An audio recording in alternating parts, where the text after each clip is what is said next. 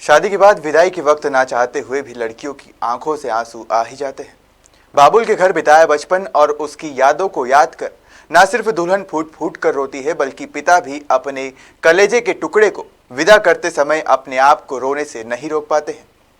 आज हम आपको एक ऐसी घटना से रूबरू कराने जा रहे हैं जिसे देखने के बाद आपके पैरों तले जमीन खिसक जाएगी। जी हाँ, ओडिशा में शादी की शहनाई की गूंज उस समय मातम में बदल गई जब एक लड़की अपनी विदाई पर इतना रोई कि वो बेहोश हो गई और कुछ ही देर बाद उसकी मौत हो गई। विदाई के वक्त फूट फूट कर रोई दुल्हन। बाबुल से विदा लेते दुल्हन को आया हार्ट अटैक।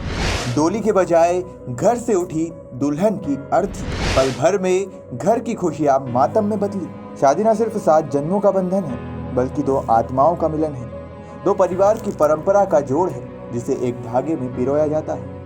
ऐसे में विवाह समारोह में शहनाई की गूंज और हर तरफ खुशियां हैं तो रुदन भी है। जी हाँ, शादी में एक वक्त ऐसा भी आता है कि खुशियों के बीच हर किसी की आंखों में आंसू होते हैं। ये वक्त होता है दुल्हन की विदाई का। जब एक बेटी अपने बाबुल के घर से विदाई लेती है तो उसे बचपन की शरारतें, पिता का प्यार, माँ का दुलार और भाई से नोक-झोंक की यादों को याद कर वो अपने परिजनों से लिपट लिपट कर रोती है।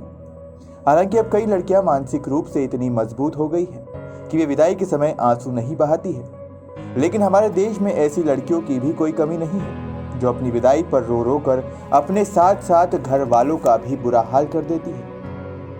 आज हम एक ऐसी ही दुल्हन की बात कर रहे हैं जिसने अपने बाबुल के घर को अलविदा कहने के बजाय दुनिया से विदाई ले ली।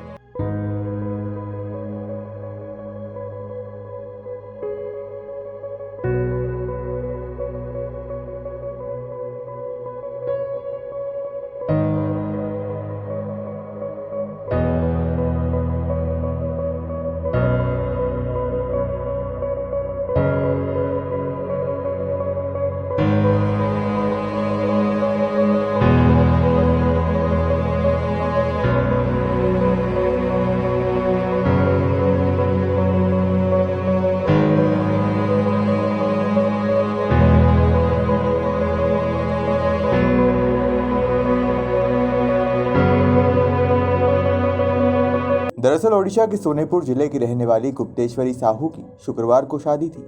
रोजी के परिजनों ने उसका रिश्ता बालानगीर के बिसी किशन से किया था। शुक्रवार को शादी के बाद से ही रोजी लगातार रोती जा रही थी। एक तरफ रोजी का रो रो कर बुरा हाल था तो वहीं दूसरी तरफ उसके परिजन विदाई की तैयारी कर रहे थे।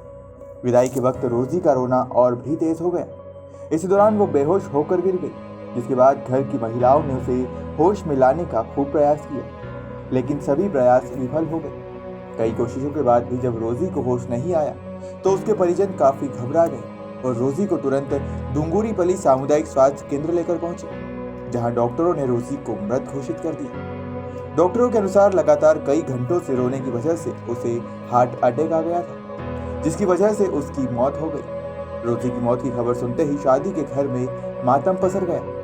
बताया जा रहा है कि मृतक रोजी के पिता की भी अभी हाल ही में मौत हो गई थी।